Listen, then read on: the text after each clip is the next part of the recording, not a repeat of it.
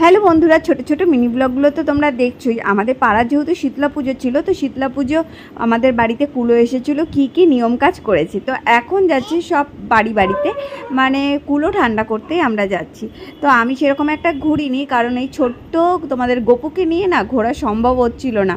তাই আমাদের গলিটায় একটু গেলাম কয়েকটা বাড়িতে, তারপরে আবার চলে আসবো, কারণ প্রচণ্ড পরিমাণে গরম আর রোদ ছিল, তাই জন্য বেশিক্ষণ যায়নি।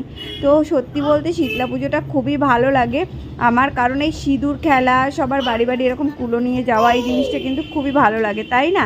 তো দেখো আমাদের কিন্তু শীতলা ঠাকুর চলে এসেছে, আর শীতলা ঠাকুরটা না এইবারে খুবই সুন্দর মানে হয়েছে। সবসময় লাল হলুদ শাড়ি পরায়, কিন্তু এইবারে একটা ইউনিক ডিজাইনের শাড়ি পরিয়েছে, শাড়িটাও খুব সুন্দর লাগছে। আর এখানে সবাই ফল কাটছে, দেখো এখানে সব দিদিরা রয়েছে, এখানে সবাই ফল কাটছে।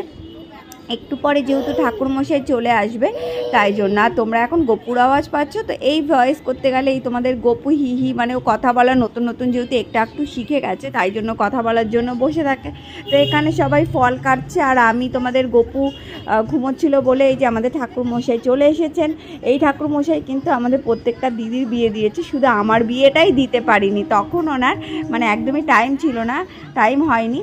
তো তাই জন্য আমার বিয়েটা ছাড়া বাদবাকি আমার 3 দিদির বিয়েই কিন্তু এই ঠাকুরমশাই দিয়েছেন। তো ঠাকুরমশাইকে জিজ্ঞেস করছিলাম যে আমাকে চিনতে পারছো? ফার্স্টে এত মানে মানুষ, তো ফার্স্টে বুঝতে পারিনি। যেই আমি বলেছি আমাদের বগলা মাকে, যেহেতু আগের বছর এই ওনারই যেই মন্দির, সেই মন্দিরে আমরা দিয়ে এসেছিলাম, সেই কথাটা বলেছি, তখনই ফট করে চিনে গেছে। যে বলেছি আমাদের বগলা মাকে দিয়ে এসেছি, বগলা মার কথা শুনে উনি বুঝে গেছেন।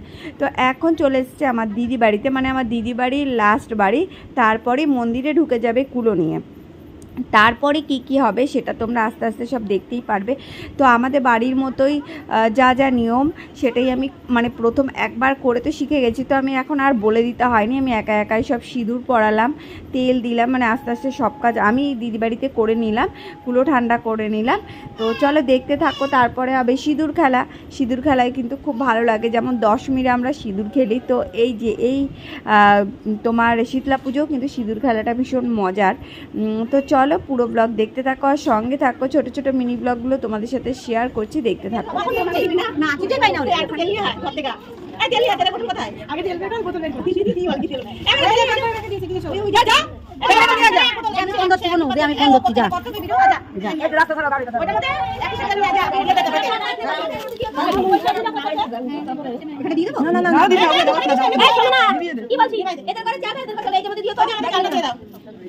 না